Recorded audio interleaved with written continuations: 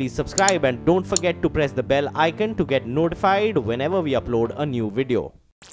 You've probably heard me say this often this year. Cars as we know them are about to change.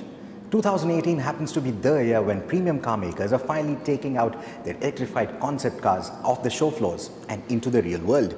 Tesla is already leading the charge. Jaguar has let out its electrified cat in the I-Pace. Mercedes-Benz has shown its EQC, and now Audi is putting into production the E-Tron.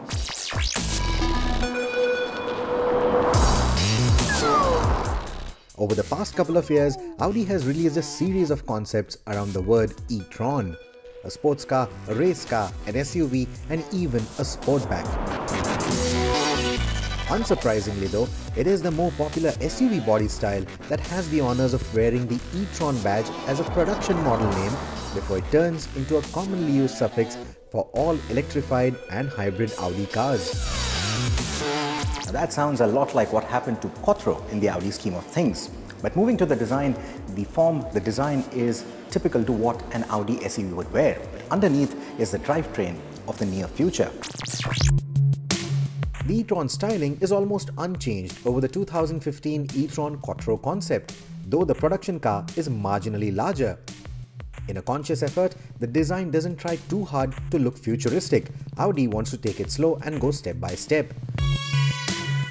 That said, the E-Tron has enough design elements that instantly establish it as a premium car. The plush cabin has a generous use of display panels and subtle ambient lighting that sets this car apart from its stablemates. It also debuts a new gear selector that will be common on the electrified range from Audi. There is a generous 600-litre boot too, while under the bonnet is a small 60-litre cavity that Audi calls frunk for stowing away the charging cables. The E-Tron uses the same wheel and tyre sizes as the Audi Q7, which combined with the smaller proportions of this car give the E-Tron a beefed-up stance. In the floor is a bed of 95 kWh lithium-ion battery pack that comprises of 36 modules containing 12 pouch-type cells each. At 60 ampere hours, each cell is rated higher than the cells that are used by Tesla or Nissan. The battery pack is also capable of a 150 kW DC rapid charging, which is 30 kW superior to Tesla's supercharger. The fast charger can recharge up to 80% of the battery in 30 minutes and is compatible with the Ionity rapid charging network that is being set up by the consortium of manufacturers like the Volkswagen Group, Daimler, BMW and Ford. Audi is also working very closely with Amazon in developed markets to make sure that you have the right equipment required for the charging. The battery pack powers an electric motor at each axle for a dual motor powertrain configuration. The combined output is about 360 PS, 664 Newton meters, which is slightly lower than the hinted power output of 450 plus PS by the earlier E-Tron concepts. But it's still good for a quick 0 to 100 time of 5.7 seconds with the boost mode or 6.6 seconds otherwise, and the boost mode for about 8 seconds will bump up the power to 408 PS. Top speed is 200 km an hour. The E-Tron weighs around 3 tons, out of which 700 kilos is the battery alone. Audi says that they could have made the batteries lighter, but for the intended safety, weight distribution and dynamics, they had to keep the weight up. Its placement in the floor lowers the center of gravity and aids handling dynamics. To that effect, the E-Tron also gets air suspension in all 4 corners, but it will be interesting to see how it masks all that bulk when going into a bend. Braking is also a big concern with weight like that. Therefore, the E-Tron's regenerative braking system uses an electro-hydraulic system. A hydraulic piston is able to provide a higher pressure, which in turn gives it quicker braking response and lower braking distance. The braking system also works in a single pedal operation that will become common to electrified vehicles, wherein the system automatically initiates deceleration forces when you lift your foot off the accelerator pedal. Audi also claims that the regenerative braking can recuperate up to 30% of the car's total driving range.